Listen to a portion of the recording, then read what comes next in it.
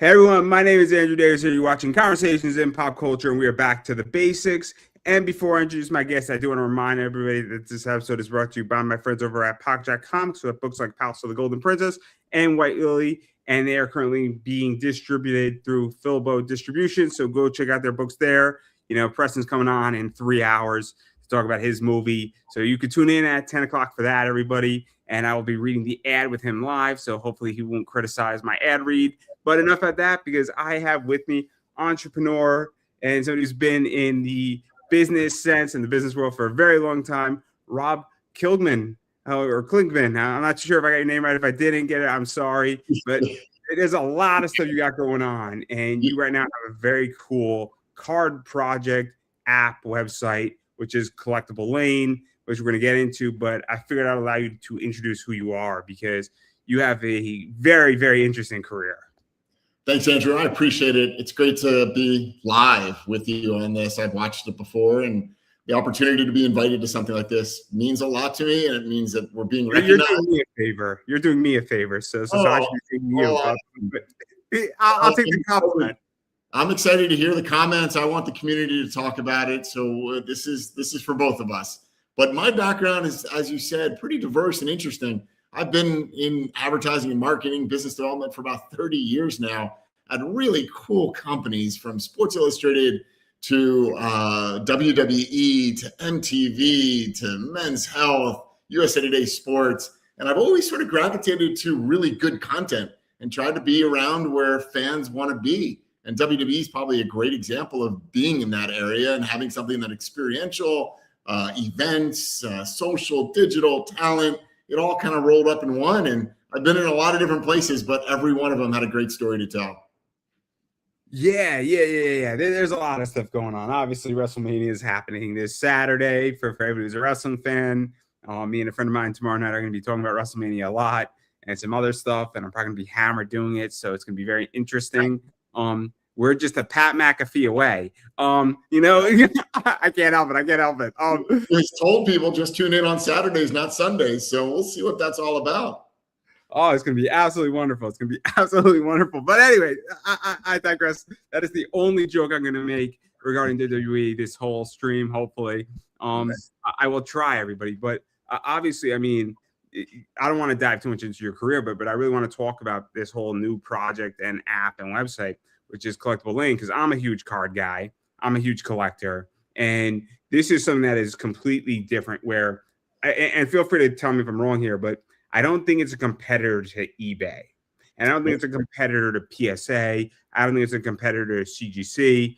I mean, Beckett, we don't know where Beckett's going to wind up in the next year or two with everything that's going on, the fact that PSA bought them. But I don't think this is a competitor to them, but it's I guess, companion to some degree, or it's another option. But why don't you kind of explain what it is before we get into it? Because I got questions. I kind of like where it's going. It's AI-esque, might be a good way to put it. So there's a lot of stuff I'm throwing at you, but you know your company better than I do. So yeah, you framed it really well. We're just a companion. And the rationale behind what I started was I am a collector, and I will put my products on 3 or 4 different platforms. I'm platform agnostic. So I wanted to be a companion, as you mentioned, to eBay, Mercari, to whatnot. Doesn't matter where you are. Look at me, and if I can do the things that are necessary to sell your products, that's the most important thing to me. So I figured I could be a companion to all of them, work as a partner for PSA, CGC, and Beckett and others, and truly try to flip the model of what a marketplace is all about. So the rationale, again, behind what I wanted to create was I wanted it to be better for the collector. And what I started to see was prices started to get inflated. Why did they get inflated? Not because of the seller. It was because of the seller fees. So I wanted to flip the model on its side and have an opportunity for the seller to list it realistically and then give a buyer a chance to actually purchase it at a very good price. So I'm excited to have built this.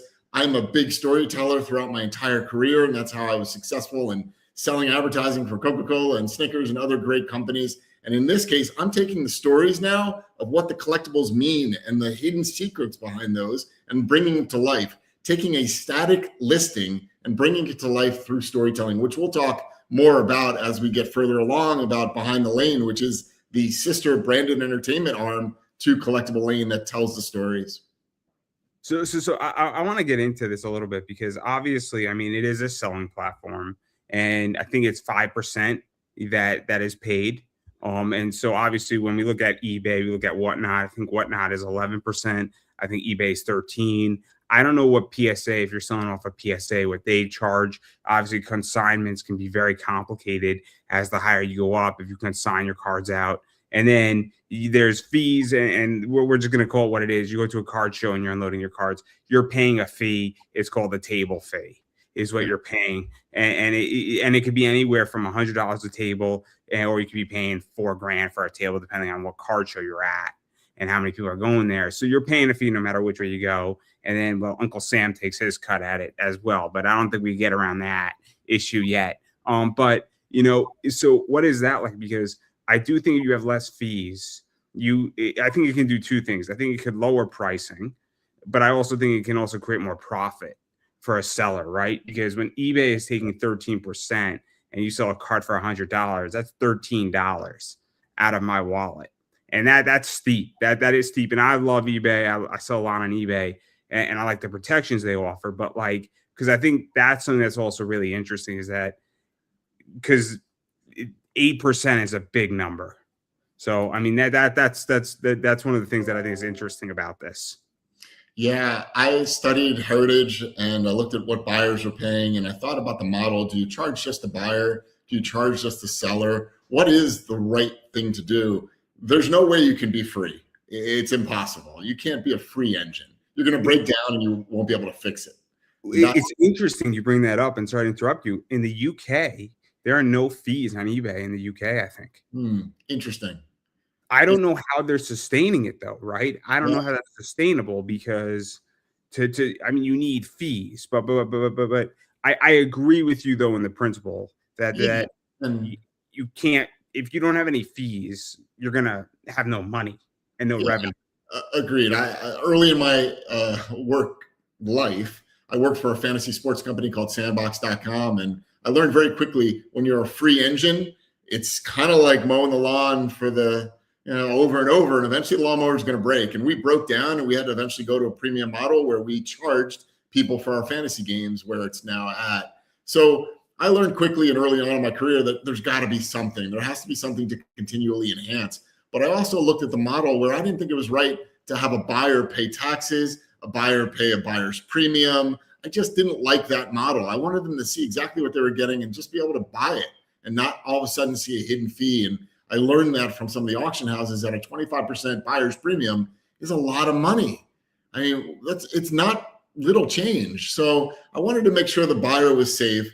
I knew the opportunity, if I could really utilize marketing and tell the story and use my marketing to help drive sales for individuals, then, the 5% wasn't really something that people were going to say, you know what, this is way too much. It's actually, if I can give benefits, which is what I'm trying to do with this platform, those benefits are going to help them start to sell more. As an example, one customer just recently, we're working with him on a 1-of-1 card that he has from the Buffalo Bills, and we created a whole storyline of advertisements for him that we're pushing across our platforms. We're also pushing across a variety of other platforms. We're buying against it. So those are the things that I'm trying to give back to our sellers. But at the end of the day, it's all about fees in some way, right? It's fees and security. How can you make sure it's secure? And how can you make sure that I keep the most of my money? So there's a lot to break down. So again, I mean, I think it's, you said it well, where on eBay, and I'm using eBay as an example, is that I have a lot of protections that are built into eBay. And that's why I use eBay, because when you're selling $1,000 card, I want some protections, right? I think it's understandable. When I'm selling a $7 card, if somebody scams me on $7, it's not worth me even fretting about it. I'm just like, keep the card. And then I block the buyer, right? So I think because it's just $7 is nothing. And I mean, it's not nothing. If you're hungry and you can't afford anything and you're living on the street, $7 is a lot of money. But not the point is that, but I think it's so interesting, right? Because it's that.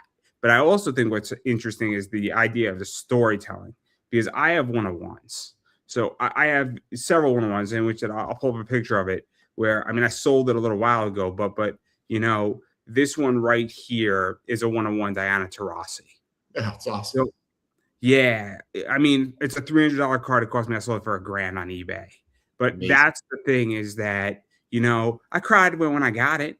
I Yeah. cried when I got it and I held it. I was, but I wasn't going to turn down, a 70%, before fees and everything upside on it. But I think the story of that and the meaning of that, and when somebody buys something and they held it for 5 years, because I think that's a different way how to sell. And I think it's becoming interesting because certain cards sell themselves, but other cards need attention. And that's what I think eBay doesn't do. You can't tell a story of No. what a card means on eBay. And then even doing social media with that is hard. And why this card is significant. What's the history behind it? What does it actually mean? Why is this card something special versus another 101? And even just the history of the card, or even who held it, or things like that. I mean, I don't know if people really care so much about that, but I do think there is something to be said about all that, and even just history of a card or other things. And so, like, I think it's interesting because it provides a reason to buy it, or at least provides some, I guess, semblance or some anchor point. I don't know the right word here.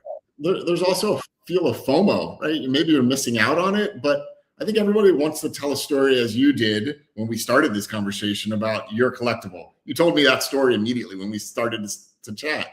And the idea here is even on a more common card, Sam Vincent, who was a basketball player, had a common card where Jordan ended up wearing a number 12 jersey in that one common card. It's not super rare. There's tens and nines and eights out there. But the story behind it, that this is the only card that Michael Jordan wore the number 12 on, is kind of cool. It's actually affordable too, but it's really cool because you never would have bought a Sam Vincent common card. But now, maybe as a collector trying to get into it now, you may go source that and purchase an 8 for $60. Maybe you'll go to a 10 for $300.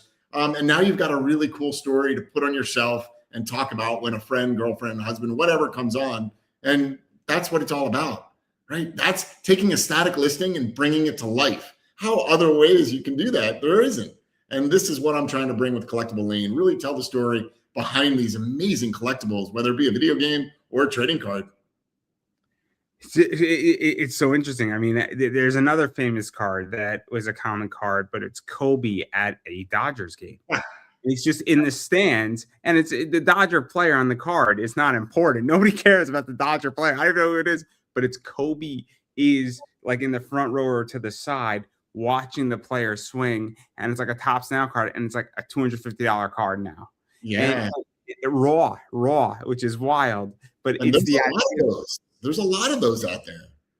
so Right? it's because it's the story behind it, and so like this is where I think this is so interesting, right? When we get into building, apps and building websites and understanding and finding stuff and understanding why this card means something, the story behind it, but then also even just finding it because I know the Kobe card because I just know because I enjoy watching the Dodgers. But the idea is that, and it came across my desk, but somebody might not know that Kobe card exists. And then they see something like on your platform, or they see something on Instagram, or they see something on Facebook, or they see an ad, or they see something like, wait a second, Kobe was at a Dodgers game, and this is a non-official Kobe Bryant card at a Dodgers game. Like, you now want to have it because you're a Kobe fan. You just answered the question. That is exactly it. And that's what we're bringing forth. We're telling the story about a collectible and bringing it to the light of collectors. And that's what it's all about. At the end of the day, so many people didn't know about the treasures that lie within trading cards and comic books and video games. And to me, that's the most fun I've had so far. I loved building a platform, and that's been great. But it's the little bits and pieces that I can find out about a video game or a trading card that nobody really maybe knew, or it hasn't been exploited in the way that it should be. And then when I see a comment that somebody says, you know what, I never knew about that, but I'm really interested in the opportunity to buy it now, I kind of sit back and smile because that's exactly what I'm trying to accomplish. And I also, from a sales background, when we talked about my background, how do I lift sales? Well, there's one really easy way to lift sales. Tell the story about a product, get people aware of it, and maybe that fear or FOMO, get them to go buy it. So to go even further into this, because the other thing that, I mean, obviously we were speaking off air on Instagram as well, and you asked me to go through your website, and I made a suggestion of like categorizing things, which, obviously Disney's getting bigger and bigger in cards.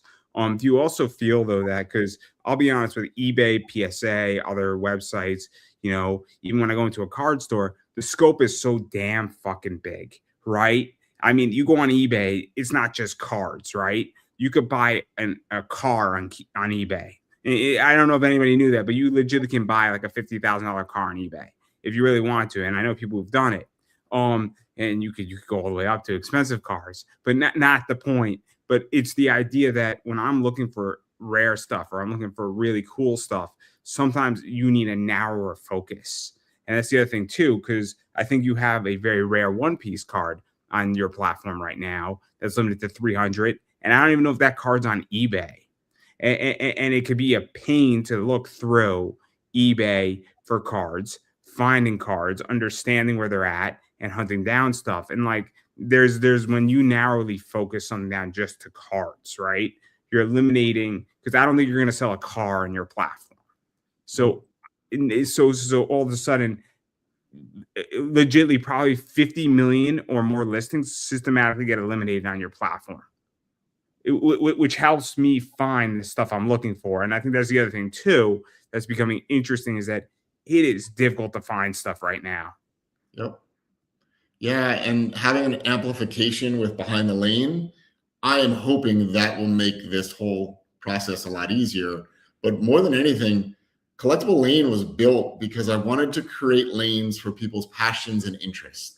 I didn't want it to be a free-for-all, which is what eBay is. And eBay does everything right in regards to making it mass appeal. And critical mass is big. And they've got everything, like you said, a $50,000 card to a $20 Beanie Baby to a Cabbage Patch Kid to a video game. It doesn't make a difference. I wanted to silo what you were most interested about, and that's how Collectible Lane came about. Now, if you're interested in video games, there's a lane for you that the banners will talk about video games, the content will be about video games, you'll find video games, you'll easily be able to search video games.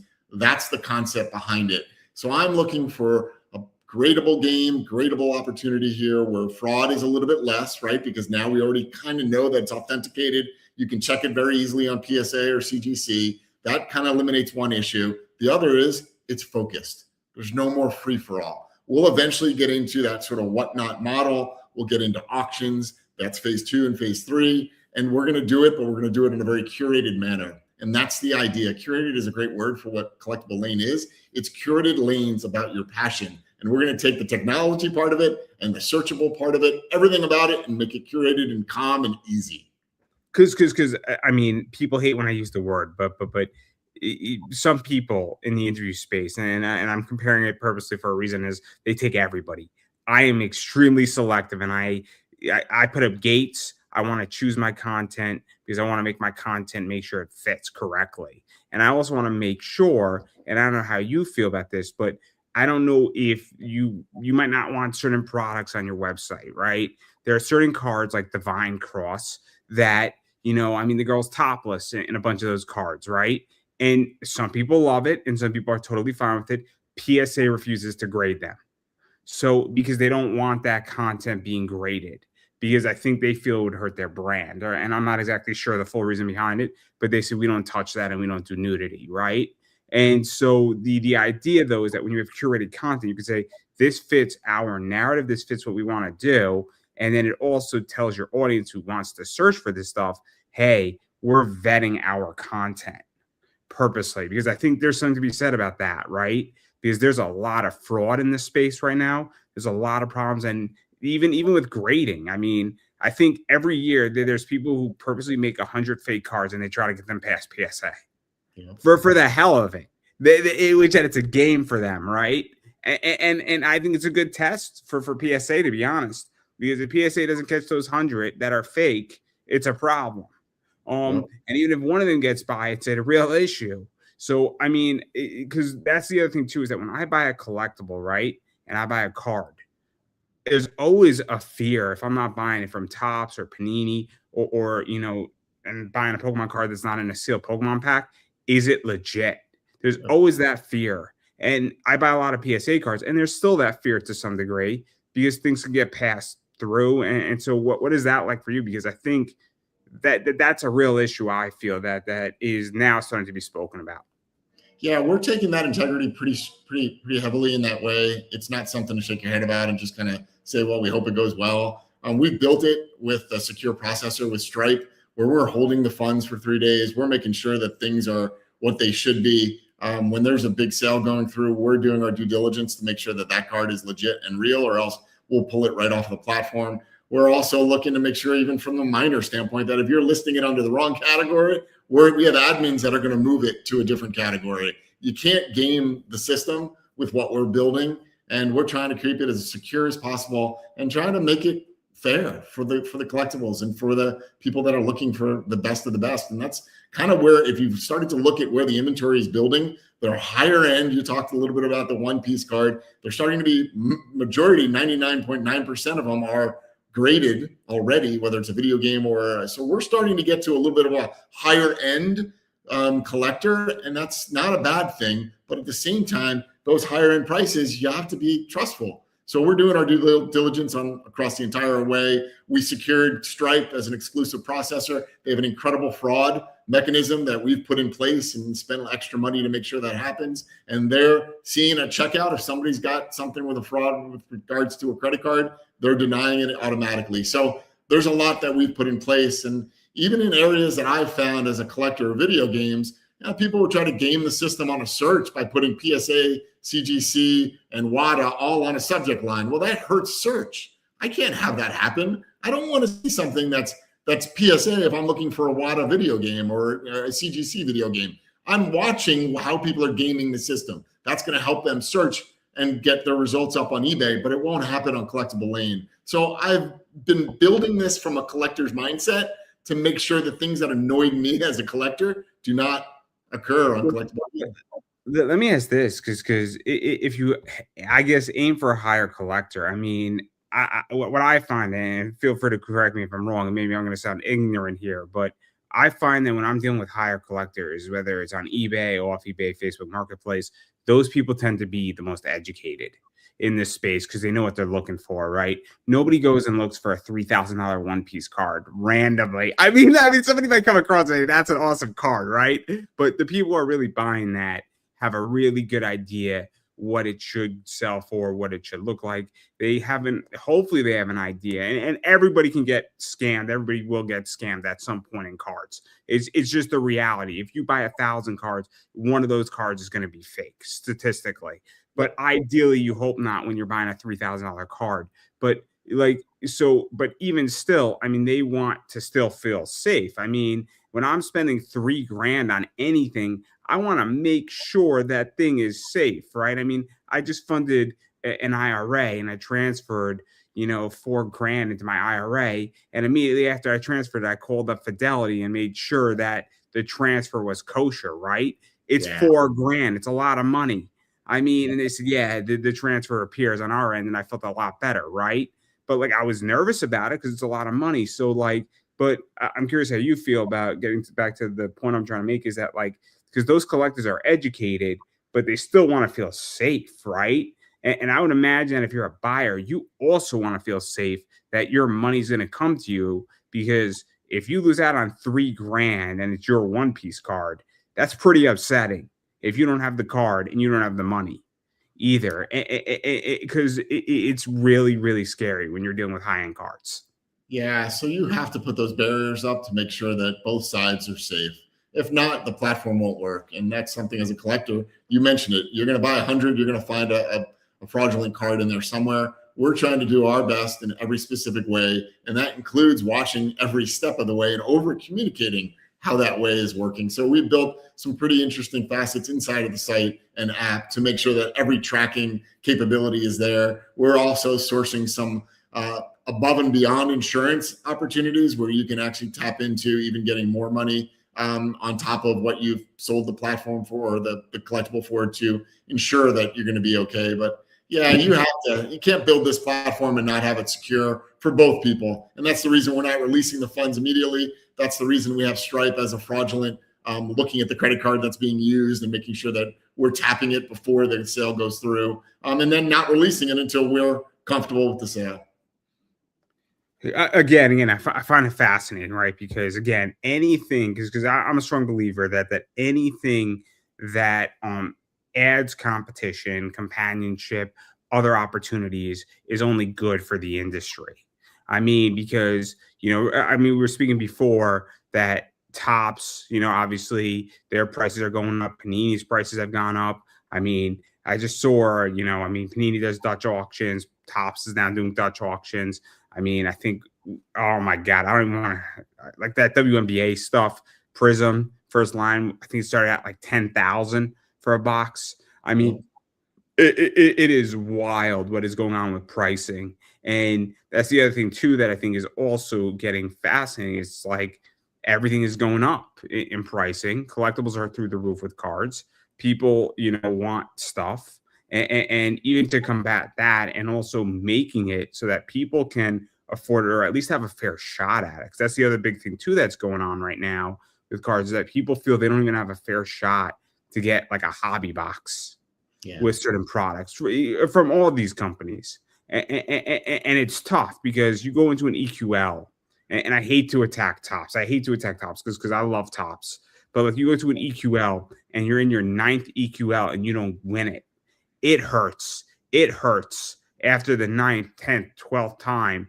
And and you're willing to spend like $700 for a box, it hurts. So, I mean, that's the other thing too that I think that is interesting is that at least I feel on this platform, there is opportunity to potentially get what you want.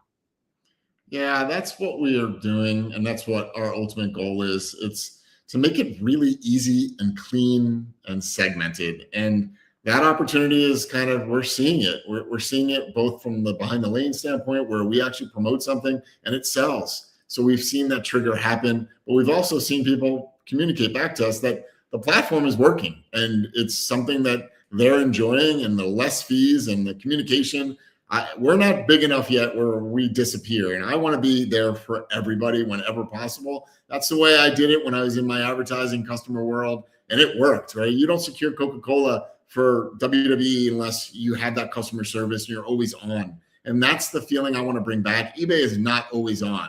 It takes time. You don't know who you're going to talk to. Well, we've built a bunch of admins that really work hard, myself as well. I'm there for a conversation. I'm there to explain why this model is going to work for you. So I hope that personal touch resonates with the type of seller and buyer that we're bringing in and continues on. Because I mean, I have a card, right? And we'll talk about my card because I'm going to pick your brain on it live. So I have, it's not graded, but it's a 101 Derek White, Peyton Pritchard. Both of them scored 40 points in the same game, dual auto by Panini from last year. So they both scored 40 points each in the same game. First time in Boston Celtic history. I'm having a hard time selling that card on eBay. Yeah. It's a 101, and I'll tell you what happens. Everybody's offering me like $150 for it. Yep. And I'm like, it's Boston Celtic history. It's a dual auto 101. So, like, your platform might be perfect for the card, even though it's not graded, because the idea is that it almost needs that story component to it. And it's not a fee issue. And this is where when you have cards like that become really interesting, because I am having a hard time finding the right buyer for that card. And this is where I think it becomes really interesting, because I know the card is worth money. And I know the right Boston Celtic fan wants the card, is going to love the card, understands that the card is not anymore just a dual auto of these two players. Because you could find their dual autos. It's a dual auto on the same card. It's a 101, and there's only one of these. Yeah. And so, like, this is where I think this becomes such an interesting platform and how I would use it in my business, because I'm not willing to leave eBay completely, right? But there are high-end cards that are just not working on eBay for me. And that's where I think this becomes so interesting, because if you're dealing with a high class, somebody's going to want that. And whether they're a Wall Street bro or they just love the Boston Celtics, I don't care as long as they're happy with the card. Yeah, I think stating the obvious, we don't have the critical mass that eBay has, but we also don't have the clutter that eBay has. And to your point, you're getting lost in the clutter, the noise. Our ability to tell that story and also push it out to specific outlets is what we're going to specialize in. And we're going to help push that into Facebook groups. We're going to help push that into different areas that people are looking for that information. And once you get the affinity of that Boston Celtic fan, all of a sudden it's different than somebody who goes to eBay to search for a card. It's also that the 19-year-old wants the card and they have no money. It's the wrong demographic is being hit completely in that card with me, and that's the problem because the 19-year-old has $200, and I'm like, it's not a $200 card. I mean, I don't even know how to value the card appropriately, but it's not a $200 card, and it's not a $20,000 card, but it's at least I mean, ideally, I'm asking 15 on it on eBay, 1,500 because I don't know how to evaluate it. It's a tough one to evaluate. But that's where I think this becomes so interesting, right? Is that this is where this becomes interesting in my own business because and how I just want to move the card and I want to sell cards because it's figuring out that right customer. And that's like the secret sauce to this, in my opinion. And that's why I think this is so interesting because it's when you have those 101s or those limited fives and it's like the cool stuff that you want.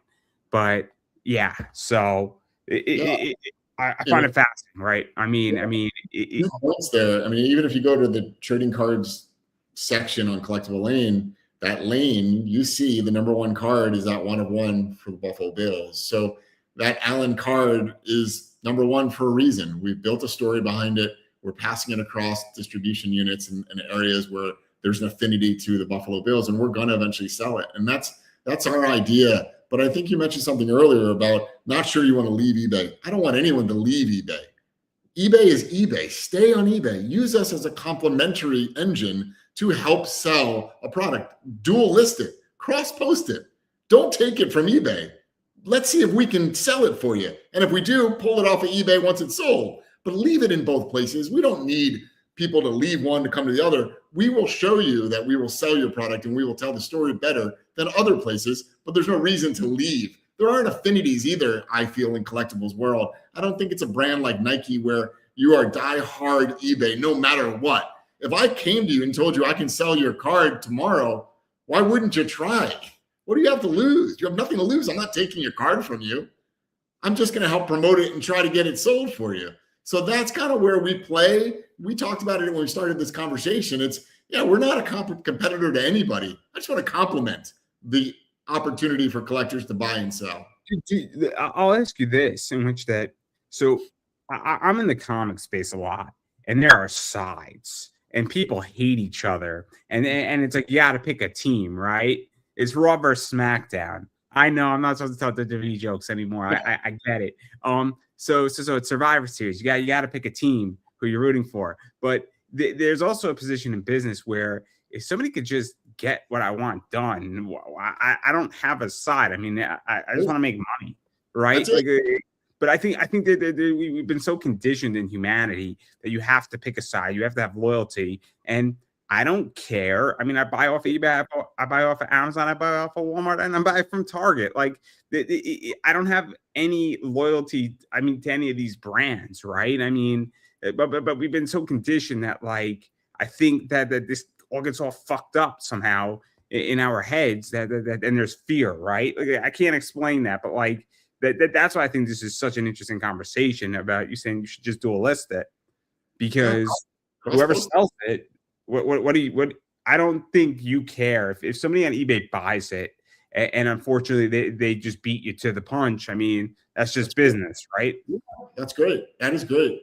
And that's the nature of what I've created. I've created something that should hopefully complement every other competitor out there. And they're not even competitors. They're just other engines with a big universe of collectors and sellers and buyers. That's it. It's a huge universe out there. There's not just one place everybody goes, right? I mean, you've seen it, Facebook Marketplace, Mercari, whatnot. There's cards for everybody. And, that's the fun part about what I'm doing. I want to bring that human touch back to what I'm trying to create. I want you to feel and understand that there's people behind this platform. And hopefully that human touch changes people's mindsets to give me one card out of the 1,000 that they have and try it out. So it's interesting that you bring this up, right? I mean, I don't know how you feel about this. I'm going to get controversial. I hate breaks. I hate breakers. I hate them all. because I've never had a good break. I've done it about 6 times, and they've always been rough. And I feel like it's so corporate, right? And there's, I mean, again, I've heard horrible stories. I've heard inner workings of stuff, and I don't know if it really gives people what they want, right? I get that you could be in a break and you could get something that you couldn't really afford in a break, and I get that side of it, but I feel it's a lot of chase, and I feel like it's not personal, right? Because when I rip open a pack, right? If we were to crack this open right now live, right, and we were going through all my cards, and I pull like a 101 or something, you and me are both going to have a very humanistic reaction to it. And when I crack open cards, or I pull a sketch card of that Fantastic Four, like there's something about touching something that somebody drew, right? Yep. And I think that the industry, to some degrees, have become corporate, and have become straight out business, and have become a rush. I don't know how to explain it. And if you don't get the thing, it's like World War III broke and a nuke bomb dropped off. And I think it's supposed to be fun. It was like you go to Texaco on your Friday night with your dad, and at the gas station, you buy a pack of cards for $3 because you complete all your homework for the week when you were a kid, right? Like that's how it's supposed to be, right? Like, and now it's like, I don't know. So like, that's why I think this is so interesting, is that you mentioned the human touch, because I think it's forgotten. I think a lot of it is forgotten, and I think it's a real issue for a lot of these card companies. It's like, and I said to Topsons, I said, how the hell does an 8-year-old afford a $40 SpongeBob box? Yeah. And they didn't have an answer for me. And they still don't, because I don't think an 8-year-old can afford a $40 card box. No. And if they can, it's disappointing if they don't get what they want in that box. And it's gone a little corporate. I very easily could have kept on my track and found another great brand to go work for. I thought there was an opportunity to disrupt the mechanism of a market and do that in a fashion where people are happy again. I think we talked about WWE throughout this conversation, but when I was there, we put smiles on people's faces. Right? You could see it. I want to bring that touch to the collectibles market again. And that's my goal. For full disclosure, I have a good amount of shares from WWE, and I bought them at $9 a share. Because I knew immediately what WWE was. I'm going to say the word that everybody's going to kill me for, and people give me shit for it. I said they're Disney. Yeah.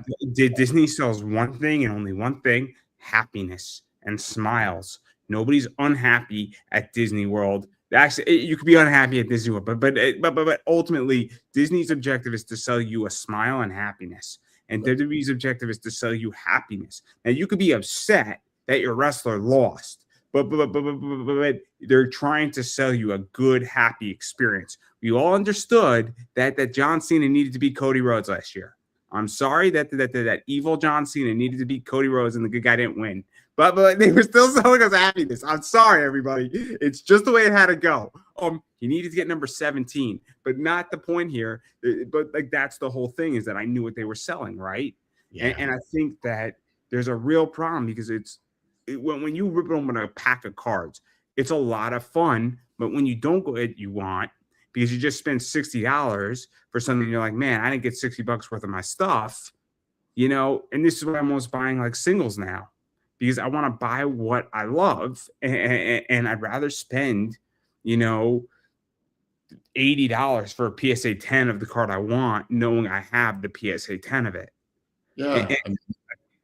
Yeah, agreed. And my wife and I have gone to the brick and mortar stores and picked up a mystery pack here and there, and we like it and we enjoy it. But at the end of the day, I don't necessarily need the singles. I want that graded card, and I want what I want.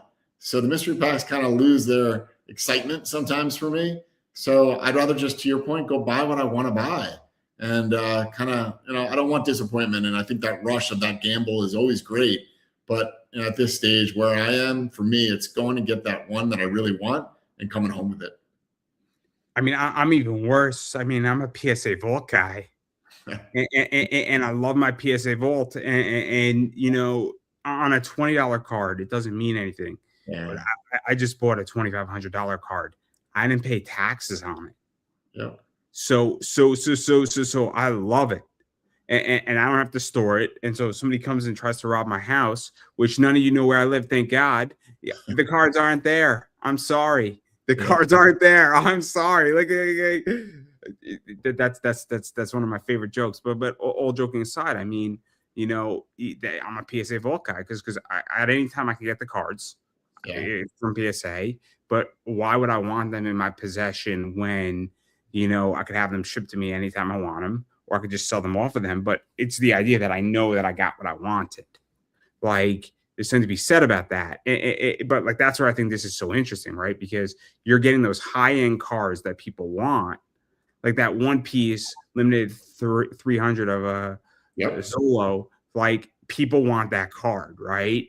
It's whether they can afford it or they can't afford it, they still want it, right? And that's a hard card to find, right? I want that card.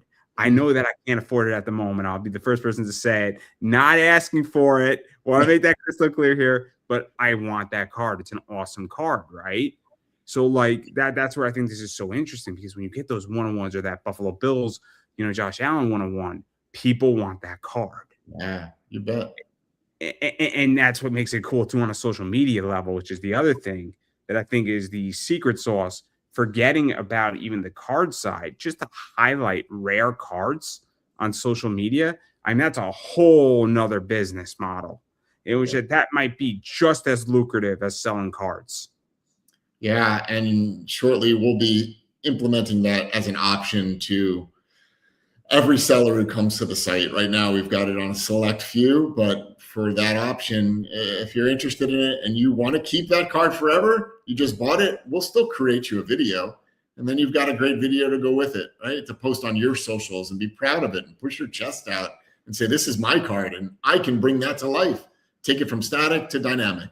I wasn't even thinking about it like that. I'm just saying that all of a sudden you're making a video and that thing has ad revenue on it while you're promoting it, because people just want to look at it, and you got an awesome 30-second video clip. I mean, I have shorts that have killed it, right? I've had shorts on TikTok that have done 20,000 views. So like a minute short has done 20,000 views. And I'm just like, the ad, I mean, it wasn't monetized, but the ad revenue on that could be, like $10-20 a year easily. But times that now by having 400 of those, oh my God, just banking that on its own, because people just want to look at cool cards, right? And I think that's the other thing too, is that sometimes it's just cool to share stuff out. Yeah. And we've seen it. We've seen it in the Facebook groups. Things go viral because of those groups that have 52,000 people in them taking that one piece card and pushing it out. And that's the power of the numbers. We talk about numbers in eBay and we talk about numbers in social, but when you amplify a story within a Facebook group of 52,000 people, it brings a whole new audience to that card. I had a card go viral. This card right here went viral in a Facebook group. Love that. So it's not for sale. It's my Stephanie Vauquer card. Pulled it randomly out of a Tops Now box redemption. Awesome. It got 10,000 or 15,000 views in a Facebook group. Yeah. That's the targeted opportunity, right? And it's so easily done now. And all you need to do is strategically put it down in that group, and all of a sudden it just leads fire. And I just pulled this. It looks beautiful, guys. What's everybody thinking about it? It's not for sale. They're like, how much you want for it? I don't want to sell it. I'm sorry. But the point is that people are like, dude, sick pull, awesome pull, and it wasn't even a sales group. It was just, I just wanted to share something cool out there. But that's what I think is so interesting, right? About this, because again, I'm thinking of your business in a way that could benefit me on a sales point. And then I'm thinking about it just on social media alone. I mean, making me a video of that card, and I would pay for that. Awesome dynamic thing. You put it on your social media, you put it in obviously my Instagram group, or my Instagram pages and stuff like that. And I get to share it out. And then when I do want to sell it, I now have a cool video that I could use at some point to sell it. Yeah. Or I could just be like, cool, let's just share this video out of this awesome card and honor the card. Because there's certain cards that are just sick to honor, right? I mean, I'm sure you have personal cards, right? That you just want to do right by them that are not for sale, right? Yep. Yeah, I definitely do. And video games, right? Same idea. I've collected standees, McDonald's standee as an example, and those kind of things you're fond of, but you'd love to write a story about them too and tell people more about it. And that's the behind the lane. That is a storytelling arm of this company that is going to change and amplify the way cards and games and comic books are sold. The way I feel, and I'm sure you feel it the way, and I think we already spoke about it, is that it also humanifies the card, right? It makes it's a collectible, but it makes it like almost like its own character. It's its own thing, and it takes it away from being just something worth money to also being, hey, this is like a prized possession and it's a heirloom, right? And it adds some humanistic characters to it, right? Like, I don't know if you've ever been in a situation where you have something listed, somebody made you an offer, and they said, I can't sell this. Yeah, I think we all have, right? That's the sort of fun of it, that the attachment level that you have as a collector and a seller. But I digress. And then obviously you just got a bunch of other stuff going on with this. And then I'm excited. Auctions. Obviously, I think you're going to be eventually doing boxes. I think because there are some rare boxes out there. But that's a whole different ball game too. That's a monster ball game. When you're dealing with high end card boxes, you all know the Pokemon story, right? Yep, you bet.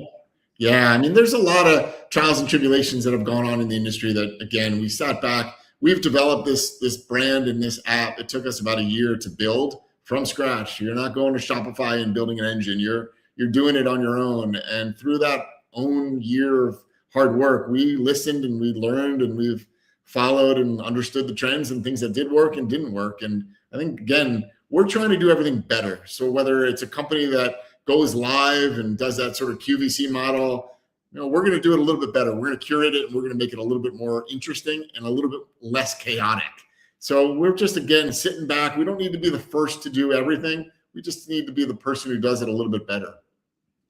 Fair enough. In which that I like when people try to build better mousetraps. My objective is not to build a new wheel; it's to build a better, more efficient wheel. It's with some interesting adjustments, right? That you can make certain moves, and for instance, getting into WNBA cards was a good move for me, because it wound up really helping my business and boosting up sales at the right time. Because, well, Caitlin Fever is very useful. But the point is that ultimately, though, I'm just trying to build a more efficient mousetrap. But I digress. I think we hit all that. But I have other questions I want to ask you about cards, because obviously there's a lot of stuff going on in the industry. We spoke about pricing. We spoke about also just availability. I don't know how you feel, but I feel like the industry's at a weird point right now, because you have, I feel, real issues of people challenging grading. I think there's real concerns about PSA buying Beckett. I think there's real concerns about pricing. I think there's also real concerns, and I'll mention Logan Paul. I don't think that situation helps. I don't, because I think when you have hyperbole of a $16 million card in the market, I do think this stuff is worth money. I think everybody agrees on that. I don't know if that was a $16 million card, a FOMO card missing out, or if there's something else in the market with Pokemon, because Asia is a really big market that really isn't, I feel, spoken about on a global level, where, in the United States, I don't know how many people are really looking and saying, well, China, Japan, Korea, South Korea are all into really Pokemon heavily. And so I feel that there's a lot of stuff going on in this market that is FOMO, fear, and also a lot of unpredictability. And I don't know if we're at a collapse or we're at such an ascension, because in the United States, with debasement of currency, there are real concerns about moving to things like gold, collectibles, and cards are really the new gold, also kind of in the Bitcoin sector, for lack of a better word. Yeah, I'll touch on a couple of points that you mentioned. One Sorry, is, I'll kind of hit a few of them and then we'll morph into others. But I think when you look at CNBC and Shark Tank and Mr. Wonderful and how he's started to come into this world in a big way, that's kind of falls in the Logan Paul area a little bit. Is it really good for the industry? Are you going to say something? You want to say something on that or no? No. I love Mr. Wonderful, but it was so cringy at the Oscars. The graphics, it was just cringy. It just made me like, I wanted to do that. Sorry. Continue. Exactly. So things like that, I think, are kind of bubbling up. You talked a little bit about PSA buying Beckett, but they also bought SGC as well. So now they've got 3 of the players, leaving sort of that, that lone CGC side on its own. Is that good for the industry to have 3 of the major players all kind of owning each other? I don't know. I don't really think so. I think the way I look at Collectible Lane is the more people that come in, the more generalized the pricing is going to get, right? You're going to start to move numbers a little bit because this person does under, this person might go over your trading card, and then all of a sudden it levels out. And I think seeing PSA buy SGC and Beckett, it really makes you scratch your head a little bit because, one, they're selling cards, and they're also now gobbling up everybody who authenticates it, and there's no real universal authentication process yet. There's not one billboard that you can go to and say, okay, this is exactly what a 10 means, and this is what a 9 means. And I think without having that and then losing the competition within grading, it starts to make it a little scary for most people. And I'm anxious to see. SGC, does okay. They get it turned around relatively quickly, and there's opportunities, but we'll see how that kind of rolls itself out. But that's a major concern for me. So I know you hit on that. Yeah. I mean, look, I buy a lot of stuff off of PSA. I mean, in the last year, I built out a PSA vault of almost 400 cards straight off of eBay PSA vault and just went balls to the wall. Probably spent a little more money than I should have on it, but some of that stuff is appreciated nicely. And they've sent me seriously good offers to buy back cards. Yep. Some of the cards that they've offered me 3 times what I paid for. But I'm not really interested in selling. I think I can do better myself. And honestly, I want to. And I'll stop you there for a second. Do you think there's a conflict of interest because they're grading that specific card and offering up an offer to you? That's a good question. I bought a card. So the card it's a One Piece Luffy 25th anniversary card for $40. Bought it in an off season before One Piece became this major mega giant. Bought it at a low point. Bought the card dirt cheap, right? So now they're offering me almost like $160 for it when I bought it for $40. That's really high. Yeah. For them. What happens, what they do a lot, is that I'll buy a card for $38 and they'll offer me $40. I think there's a conflict on that. But I think on that One Piece card, they're like, fuck. On a bid, we undersold this thing and it didn't sell the way we wanted to. We want the card back because just recently another one just sold for $200 on PSA's eBay store. So they are come to the conclusion that they can buy it from me for $160 or $140, right? And then make a quick $60 and flip it. And they feel very comfortable that they could flip it for $220. But I do think that in some aspects there is a conflict, and we've seen it, right? I mean, not to badmouth them, but we've seen cards get resubmissioned out and get 10s.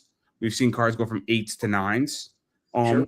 But also, I mean, they say it's a third party. I don't know if it's a third party. I'm not exactly sure. I'm not going to start speculating, but I do think that there is some type of conflict of interest. Sure. And until it is foiled out and there's depositions to actually see if there is, and I think that's coming. I think it's coming. I think somebody's going to bring a massive lawsuit and they're going to find a judge that's going to allow a deposition to occur in this. And we're going to find out exactly what happens, whether it's this year, next year, or 3 years from now. I think it's coming. And I think that I mean, the political, I'll put it this way, right? Not to get too political on the show. I think under the current administration, that would not go through. I think the Democratic president gets in office, I think that lawsuit is more prevalent to happen. Yeah, very much so. I agree with you on that. Just consumer protections, and it's not political at all. What I said, and I don't want to get into a political discussion, but I definitely think that a Democratic Justice Department from the Democratic Party is more inclined to look into PSA's monopoly than the Trump administration is. But the Trump administration is more interested in fraudulent gambling, which is fascinating. I'm surprised they're even interested in that. Oh, Yeah. but not the point. But I do think there is some conflict of interest, because if you're the grader and you want to buy my card back, I mean, but I digress. Yeah, that's a whole another hour of conversation, but there is something to be said about it. So, hey, PSA is the powerhouse in the industry right now from an authentication perspective. They're doing some things really well. They've got a great name in some cases as well. So we'll see how it shakes out, but it is interesting to see them gobble up the competition and really only leave one major player still in the field. And the other thing about PSA is that they do all the baseball stuff. I mean, people forget that I mean, I'm in my dad's office doing this, and he has all these PSA baseballs, right? So like that's the thing, is that, you know, there's a position to say that they're the major authenticator. I mean, Yeah. they're the best. I mean, it's JSA, which is owned by CGC. So it's in JSA is a good authenticator. I would Yep. put JSA and PSA. So JSA is a step below PSA, but if you have a JSA, you know, graded, you know, authenticated signature, it stands up nicely in the Yeah. industry. I would agree with that on JSA for sure. But I mean, I just bought Page's book that was JSA'd. But Yeah, fast. I worked with them quite often when they were an independent, and they never let me down. I thought their professionalism was good, so the fact that they got bought was great too. So we have competition on autograph authentication, but Yep. that's how I feel about that. But again, PSA, every time I have an issue with them, they take care of it. You know, same thing with CGC with comic books. They Yep. always take care of it. But I have actually never sent a card into PSA. I've bought a bunch, but Oh, you've done that. I've never done it. I've never done it. Have you Because sent a card into any of the houses or no? not into any of them. I bought a Yeah. bunch. Interesting. Because I'm new into the grading space. I'm Yeah. about 14 months in. That's a whole nother conversation too. The wait time and expecting it to come back sooner than later. But So you haven't seen that yet. I've been in the card game for about 15 years, right? But I'm in the grading game for 14 months. Yeah. So I don't know much about grading. I have all this stuff, but right now I'm in between jobs, and so my money's tighter. So I made a decision not to get into spend a lot of money, have a PSA membership, because it's just it would cause more problems for me in my business versus to go get stuff graded sent in when you don't have the funds to do it. Yeah, it's an expensive business for a lack of a guarantee, right? I mean, Well, you don't know you're not getting a 6 versus a 7 versus a 10 in many cases. I have all this autograph stuff. I have all this relic stuff that's like limited 1 of 5s. All that stuff has to get graded, right? Like that Stephanie Vauquer card has to get graded. Yeah, That should be sending in, but I don't. And if it comes back as an 8 or a 9 or a 10, it doesn't matter because it's a 1 of 5. So yeah. it's encasing it, authenticating it, and then having it become an objective grade versus a subjective grade. But my issue is that I just don't have the money to do it. It's a capital issue at the moment. Yeah. Versus, and it would fuck up my business versus me going to buy 25 cards, sell them, make $300, Yeah. and then just run my eBay business this way until I'm on better footing. But that's a whole different conversation about business for a whole different day. But again, I don't have a problem with grading. I just don't have the money to do it. So that, like, at the moment, like, I think your approach is not a bad approach, right? Get the card that's graded already. Know that fee is already baked in, and enjoy the card. And I think that works for a lot of people. I don't think it's for everybody to send cards away. I think it's a gamble to send it in the mail or FedEx. I think it's a gamble that you're putting out a lot of money that you really don't really know until you get them back. And but yeah, I think both approaches work. But I might just, like with the Stephanie Vauquer card with some rare John Cena cards I have, I might just go to a card shop and have them do it for me. yeah, You know, and I'll pay an extra $100 for that service, but it'll save me so much fucking hassle. Yeah, it's surprisingly, Andrew, it's not a hard process. Just so you know, it's just time. I don't want the membership fee. I don't want to have to do it. I want them to fill out the paperwork. Yep. It'll help me in the long run just to pay an extra $50, $100 for it. They'll do the right value for it. if I go to a card shop and they'll take care of all the problems, they'll pack it up correctly for me. They'll make sure it's properly done so it gets the most protection. This way, I don't have to torture the shit out of myself. And we're partners with CGC and PSA to do that exact same thing too when it makes sense. So like that, but that's how I feel about the whole PSA thing. But it's interesting that you asked me that, because that's my opinion on the issue. Is that sure as hell, I don't want to say it's always a conflict, but it can be without a doubt. But I mean, I don't know any other point you want to talk about or touch on. Great. Again, I love getting in the opportunity to talk to your community. This is what it's all about, and I think you're humanizing who I am and giving the opportunity that if there is a community member that's interested in working with Collectible Lane to write me, because I'll let me ask this, right? So obviously, I mean, right now, I think obviously the website is live, and I don't know if there's parameters on, what you're exactly looking for, who could sign up for it, because there's people who just want to buy the card and don't want to sell anything. They just want to buy this stuff. And I think that's relatively open probably to everybody, right?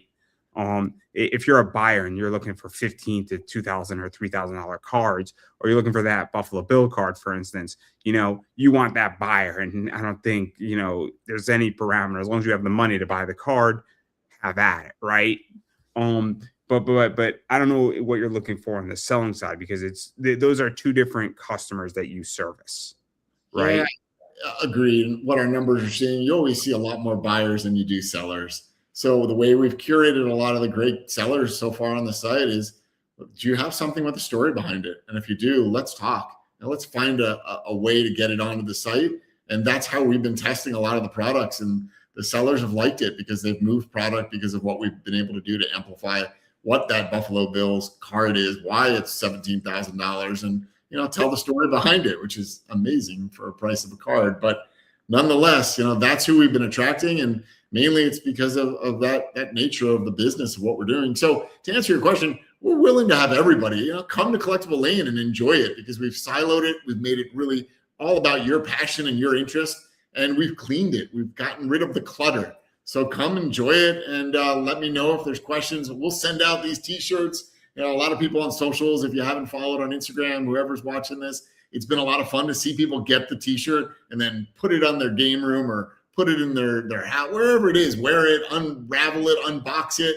And those are the kind of things that make me smile at the end of the day, because people are taking pride in the brand, right? Isn't that what it's all about? Just having fun with the brand. And if you can have fun with a T-shirt, you certainly can have fun with a story behind a great item, and that's what it's all about at Collectible Lane. That's great. And then obviously I got a few more questions that are not related to your business. So obviously WrestleMania is going on. So, I don't know who you're taking, Randy Orton or Cody. I don't know who you're taking. Randy Orton, straight up. Yeah, there's something about him. He's old school. I mean, so Cody too, but there's something about him. He was a mainstay when I was there. I had some pretty good years, and he was a showman, right? I just love his showman nature. And so I'm rooting for him. You asked, I answered. And then obviously I don't know what's gonna happen with Liv Morgan and Stephanie Beaucaire, but that's gonna be interesting in that regard. Yeah, it's WrestleMania is always full of surprises, so you just never know what's gonna happen. And it's the biggest show on earth, so it's pretty exciting, and it'll be on a pretty amazing channel this year. And then obviously CM Punk, Roman Reigns. That's gonna be something else. And I don't know who you got on that one. CM Punk, right? Every time we stepped into Chicago, we used to hear the cheers and we used to hear the rooting for him when he wasn't with us. And now that he's back, boy, it just brings back an awesome memory of who he was and what he did for the industry. So I'm all about CM Punk. Fair enough. And then obviously it's going to be a fun show. I'm excited. I'm going to be getting hammered with all my friends, but that's what we do. Is it Royal Rumble or is it WrestleMania that's the top show for you? You know what it is? It's Royal Rumble. It's Royal Rumble, and I'll tell you why. Yeah, I knew it.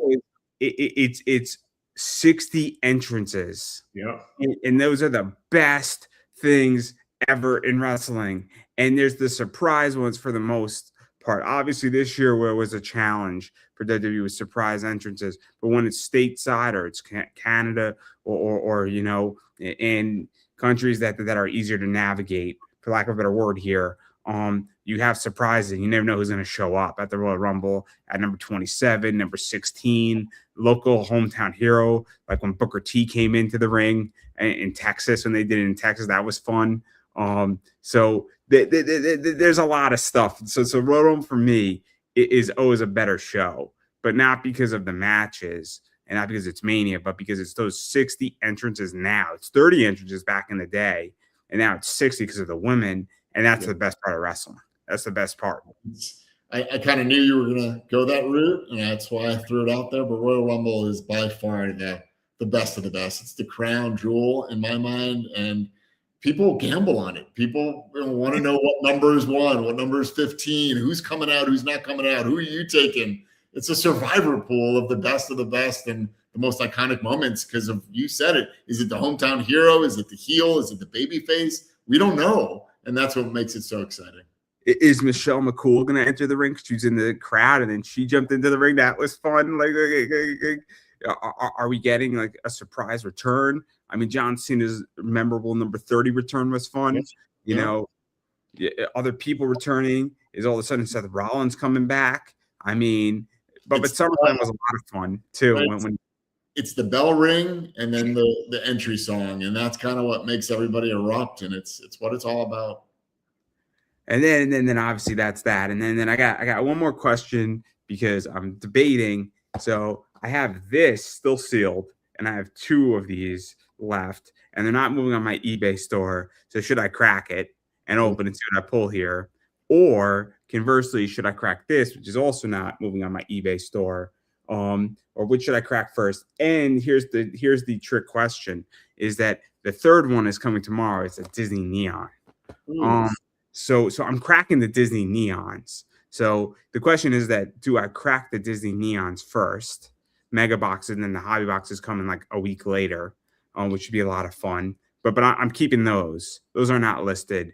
But I punt my WWE mega boxes, the last 2 I have left.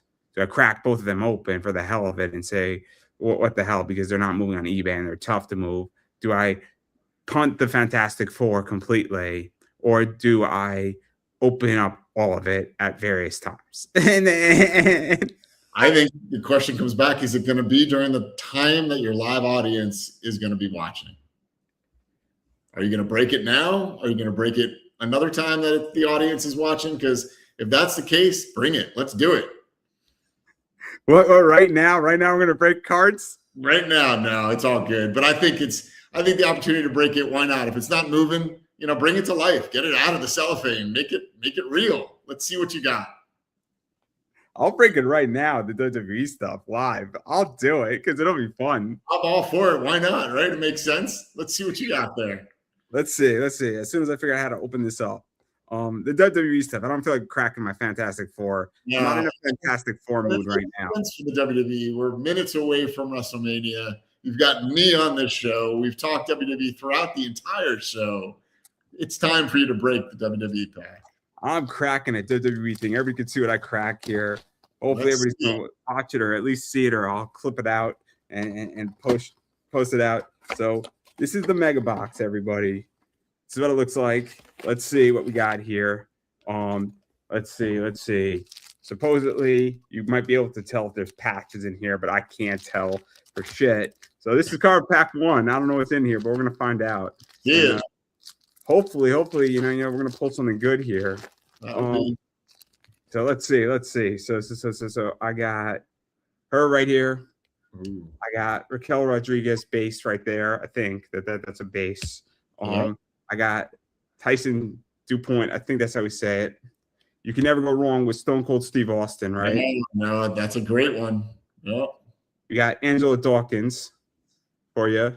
We got this X Fractor right here. So that's those right there of her. We got him right here, which is Hulk Hogan. Never go wrong with Hulk Hogan, right? Yep, legend. And then we got Era of Excellence Kane number 1, or not number 1, but insert from the 90s Kane. Huh. So we got that right there. So that's pack one. Let's see what we pull here. It'd be really cool if we pull like some sweet. Before you crack it, is there one person you're looking for? I am right now looking for something like a Becky Lynch is always good. Becky Lynch is good. Yeah. Ray Fenix. Nice. Right there. Yeah. Or a Maxine Dupree or a Trish Stratus is always fun. Trish Stratus is a good one. We got a refractor right here. Look at that. So we got a parallel right here of, Saquon Sugars. Ooh, all right. So that's good. So a 150, no complaints there. And then let's see what we got here. So we got right now, we got Wesley, X-Fractor, which are always fun. We got this one right here.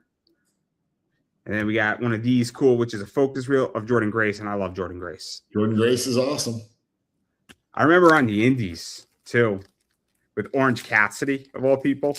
Yep. Yeah, Jordan Grace is great.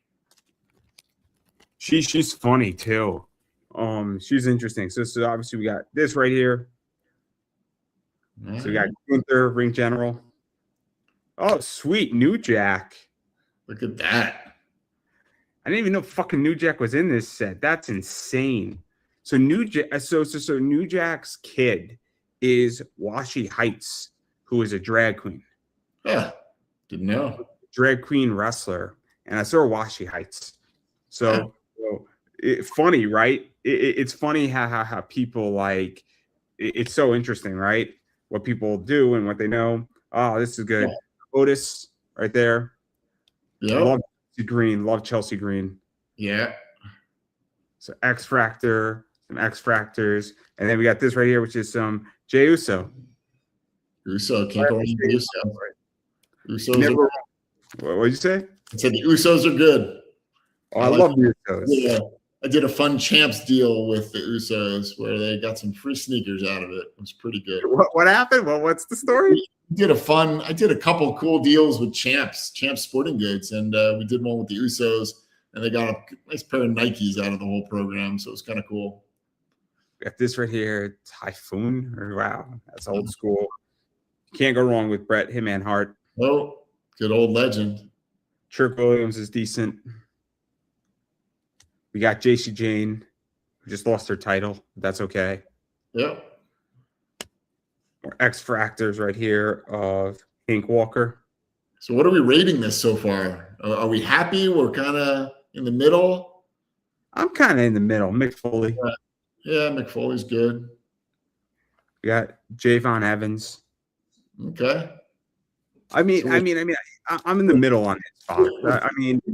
We're 3 packs in, right? That's 3. We're 4. This is 5. Oh, that's 5. Oh, wow. Yeah, they go fast. We're not messing around on this. No, we are not messing around. So we got Ethan Page. Okay. Ethan Page is great. I remember him in Impact on the Indies, Damian Priest. We got Montez Ford. Love Tori Wilson. Yeah, it's a great card. Oh, I love Tori Wilson with her dog, too. Oh, I love Tori Wilson. Yeah. Oh, Tori Wilson is as good as Creed. Tori Wilson dated A-Rod, which is insane. Know that? Who knew that, right? Like, this is cool. Lola Vice. Yeah. Good amount of female cards in there. That's great. Yeah. I mean, Blake Monroe. She's good. China. Not China. China. I want to make that crystal clear here. Yes. Yeah. And it is the last pack. So all right, let's see if this the last one brings us some something good. Hopefully. Like these boxes are spotty. But I'm not complaining, right? So we got Zoe Starks. We got Dexter Loomis. Okay. Can't go wrong with Booker T. No, another Booker T. That's a great one. We got Ron Killings. Don't know him. But not R-Truth, Ron Killings. Oh, yeah, not the R-Truth. We got Ariana Grace here in the last one. Yeah. We got, obviously, China, X-Fractor. Yep. Can't go wrong with Nikki Bella. Nah, Bella's are always great. Great acts. And then we got Bronson Reed. who is this Focus Wheel stuff. So again, it's a solid box. I wouldn't say it's a great box. It's a solid box.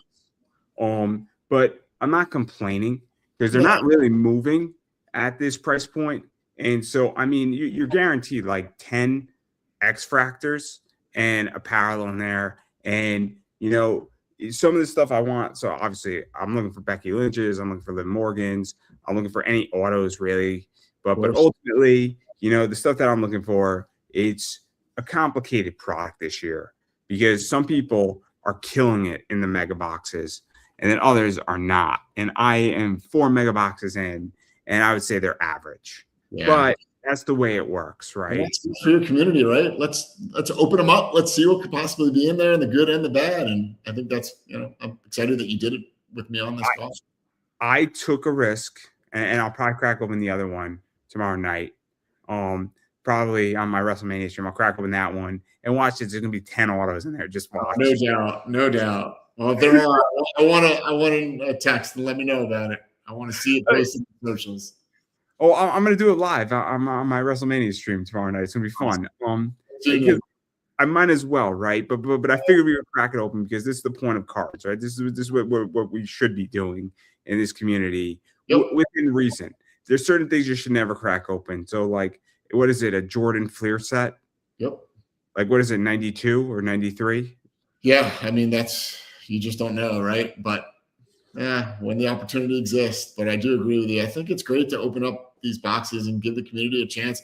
And what they see here might give them the opportunity and the thought to go buy it or not and hold back and go buy that one card that they really wanted out of it. Absolutely. Absolutely. I have no problem. And I've bought cards and I'm happy to buy cards. I just bought, you know, John Cena saying, "Hey, Colt Cabana." That's awesome.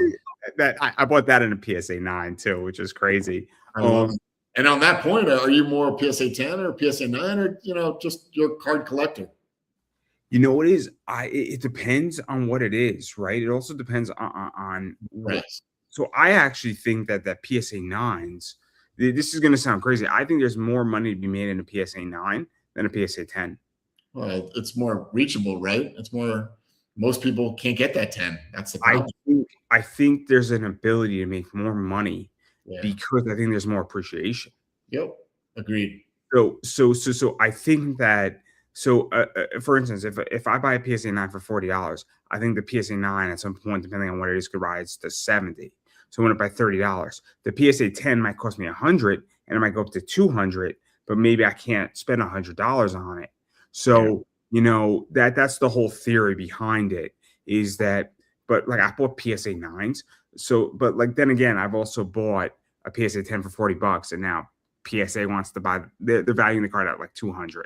Yeah. So, but it's also what you could get it for. I mean, I just bought like a 76ers card of a Kelly Oubre Jr. for $9 in a PSA 9. So like, that's the other thing too, is that I bought a card where it was $25 and to grade a card like that is $20.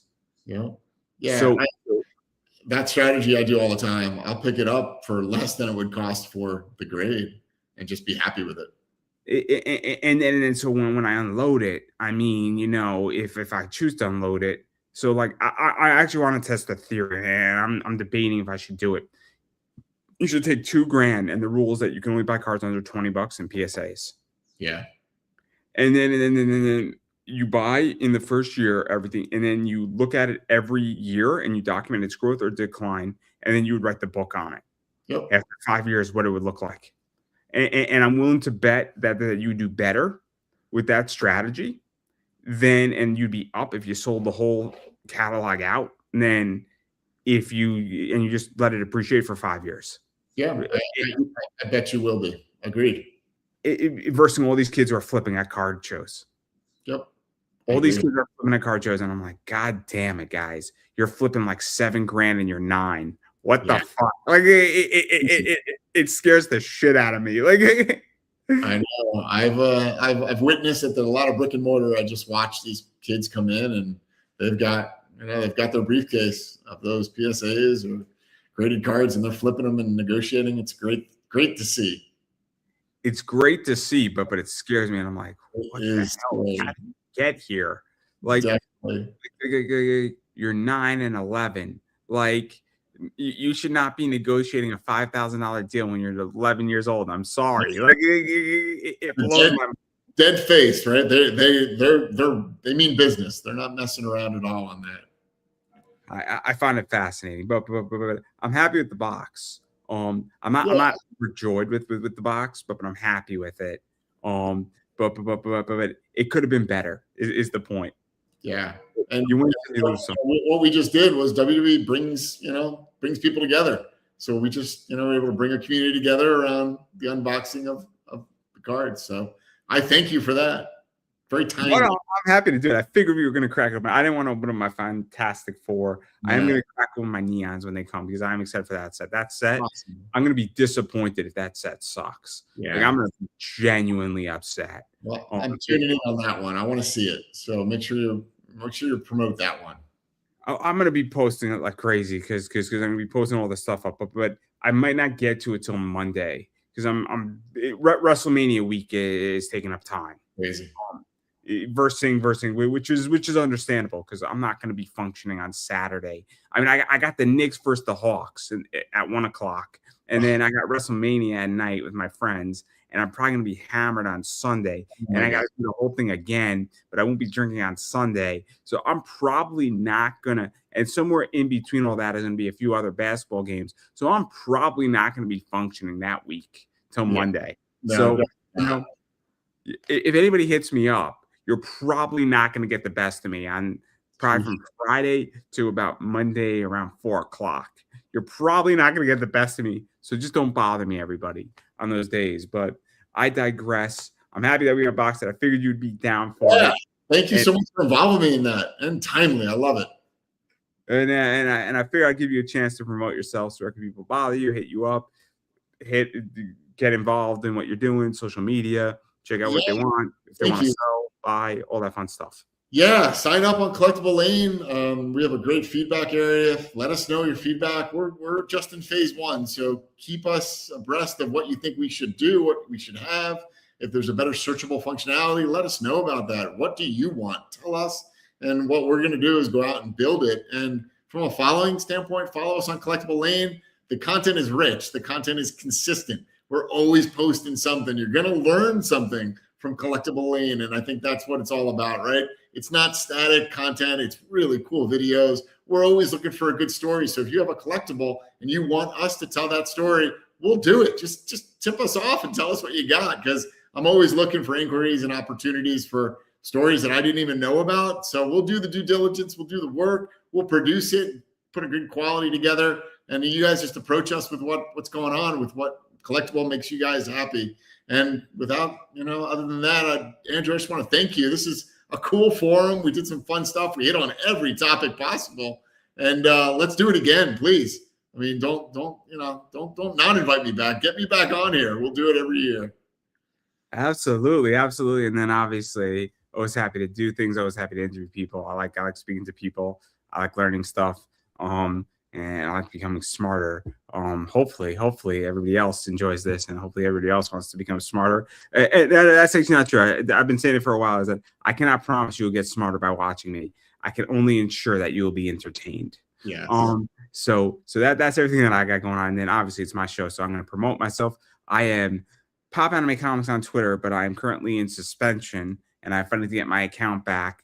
It was not a political suspension. It's because I criticized Carlos Mendoza on his way that he coached the Mets the last 10 games, and I thought I was justified. Twitter disagreed. So we now know where their allegiance stands. Clearly. But all jokes aside, I am working that. But I have a new Twitter called, his name is King9, and I also criticized the Mets on that account heavily, and aggressively. But I'm watching my tone a little bit more there. So you can follow me there. Also, though, on Instagram, Pop Anime Comics, Facebook, Pop Anime Comics, YouTube, Pop Anime Comics for all my interview stuff that I do. I do have a TikTok, Pop Anime Comics. A lot of social medias on there. Getting back to doing that stuff.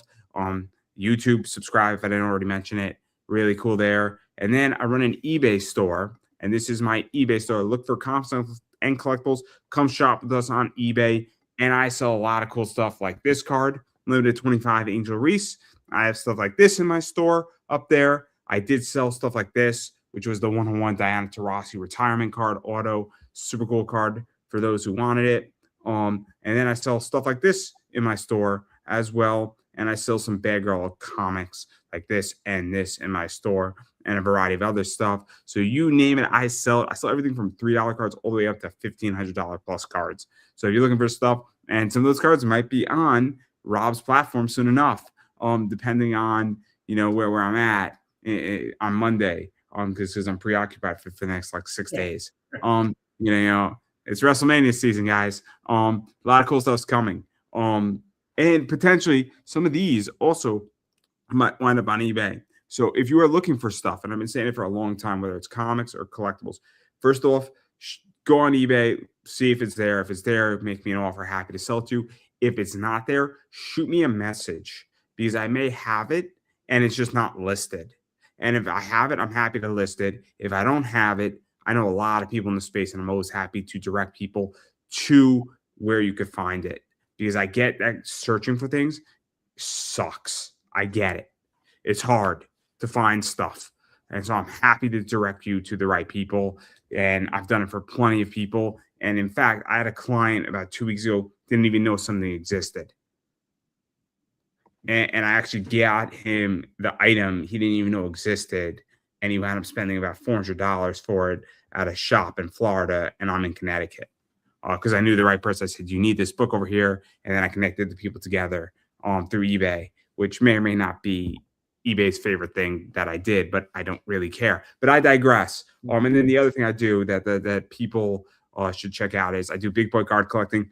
I post a lot of fun images, a lot of cool stuff, a lot of drops up there. And I have a good time there. And I'm having a really good time. And then I run a YouTube show on big boy card collecting on YouTube, where I do breaks, do a lot of that stuff, do a lot of card education. And I like to share what I do. So when I crack stuff like this, usually it's on that channel for you. And again, it's just to open up stuff, share stuff, talk about it. And then I've also explained parallels and a variety of other cool stuff to help the community with tops. So those videos are out there, and you can go check that out on Big Boy Card Collecting on YouTube. And again, I'm doing it because I want to, and I can, and that's the whole thing I do. So basically, you type in Pop Anime Comics or Big Boy Card Collecting, you'll find me. And if you don't find me, I'm sorry. I don't know what to tell you. But that's everything I got going on. So on that note, I'm going to give you the final word. Yeah. Again, thank you, Andrew, for putting me on this platform. If any of your viewers download our app in the iOS store or the Google Play Store, drop me a note. Let me know you saw us on Andrew's podcast and in this stream, and I'm happy to do something special for you. So again, I'm just excited to be here, tell my story, and meet more community members. So thanks again for the platform. Anytime. And I don't think I could have said that any better myself, and that is a wrap.